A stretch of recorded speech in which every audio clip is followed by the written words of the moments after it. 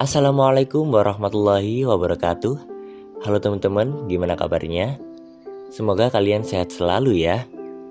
Di sini kita akan belajar bareng kelompok 3 tentang teks cerita sejarah. Enjoy! Oh iya, sebelumnya kalian tahu nggak sih apa itu teks cerita sejarah? Jadi, teks cerita sejarah merupakan narasi dengan latar belakang kejadian masa lalu yang memiliki fakta sejarah atau nilai sejarah serta disajikan dengan kreasi dan pengetahuan penulis. Oke, jadi udah pada tahu kan apa itu teks cerita sejarah? Selanjutnya, kita akan membahas tentang strukturnya. Teks cerita sejarah itu mempunyai struktur teks yang sama dengan struktur teks cerita lainnya, yaitu ada orientasi, ada komplikasi, ada klimaks, ada resolusi, dan juga ada koda. Kita akan mulai membahas dari yang pertama dulu nih, yaitu orientasi. Orientasi itu merupakan bagian pembuka atau biasa disebut juga dengan bagian perkenalan. Karena pada tahap ini akan dimuat pengenalan tokoh, latar tempat, waktu, suasana, sudut pandang, dan juga hubungan dari para tokoh-tokohnya. Kemudian yang kedua ada komplikasi. Pada bagian komplikasi ini, itu menceritakan peristiwa-peristiwa yang berpotensi menimbulkan berbagai masalah, pertentangan, atau kesukaran yang menghadang tokoh, terutama tokoh utama. Pada tahap ini, penulis akan menunjukkan konflik atau masalah yang mulai semakin rumit antar tokoh-tokohnya. Kemudian yang ketiga, ada klimaks.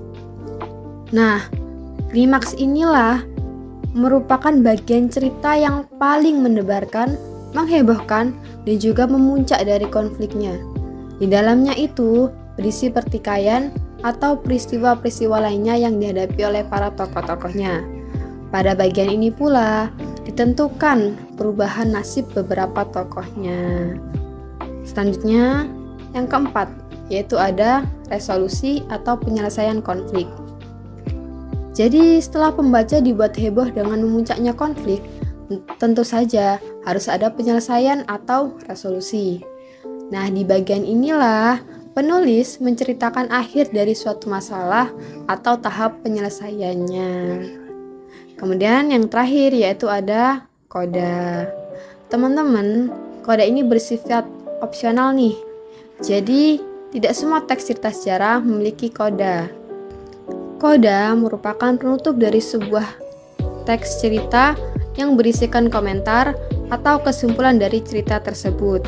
Untuk teks cerita yang tidak memiliki koda, itu berarti lebih banyak menyerahkan simpulan akhir ceritanya itu kepada para pembacanya. Jadi, para pembaca itu dibiarkan menebak-nebak sendiri penyelesaian ceritanya, atau disebut juga dengan open ending.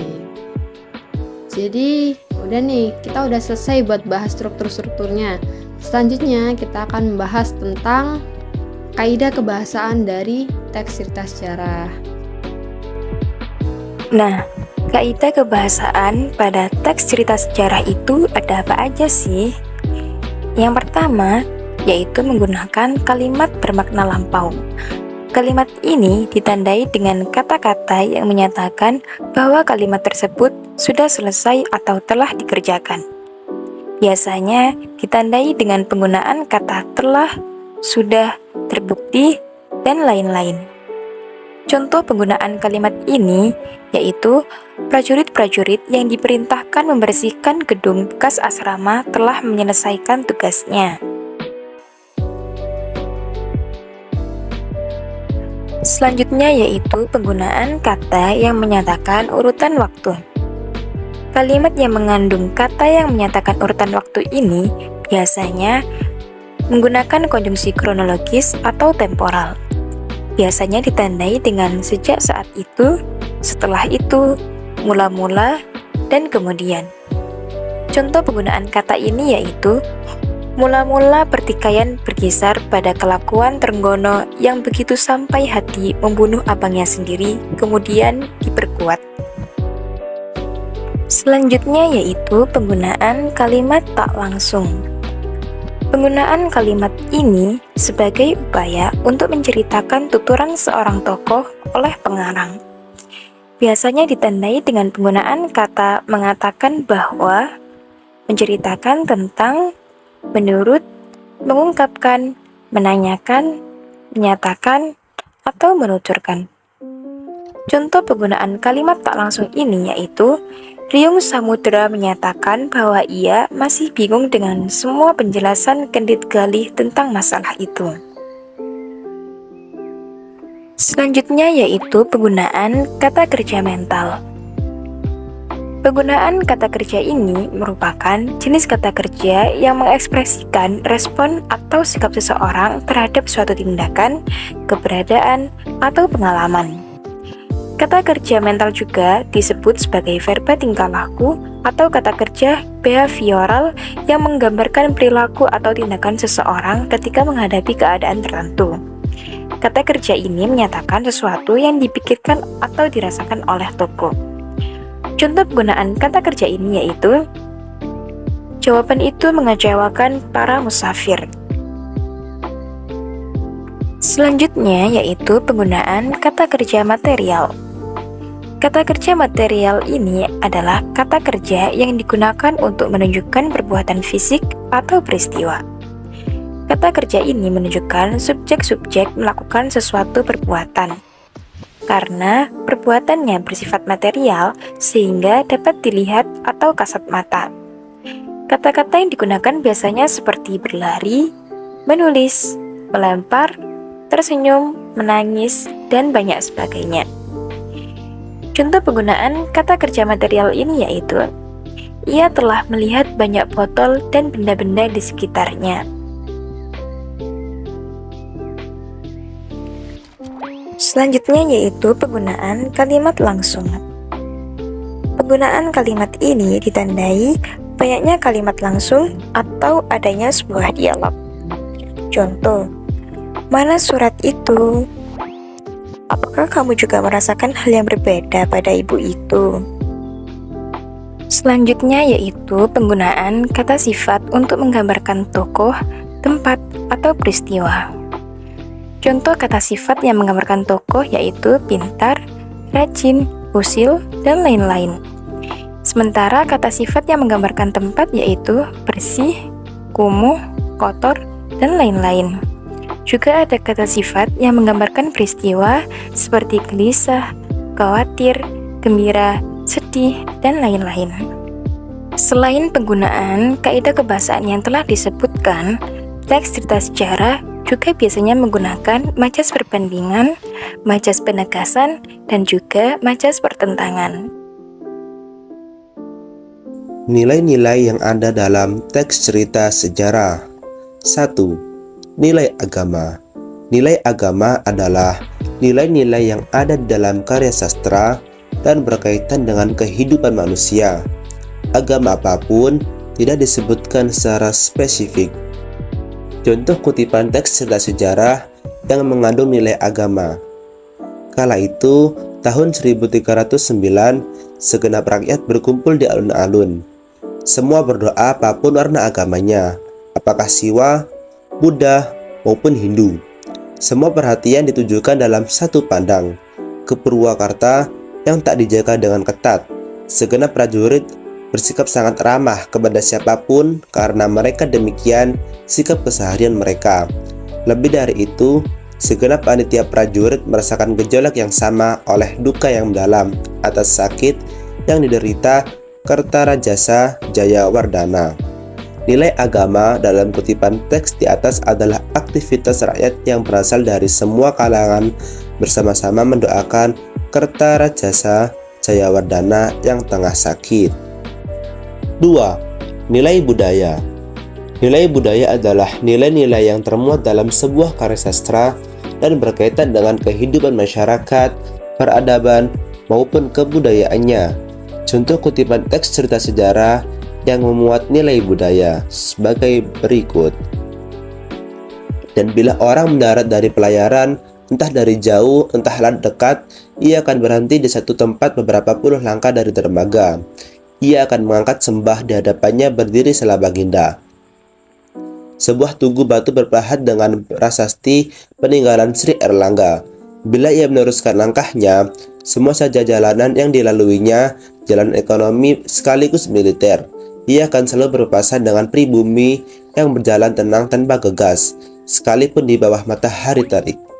Nilai budaya dalam kutipan teks tersebut adalah mengenai nilai budaya timur yang mengajarkan untuk hidup tenang, tidak tergesa-gesa dalam menjalankan kehidupan. Selain itu, segala sesuatu akan selalu dihubungkan dengan kejadian alam di dunia. 3. Nilai estetis.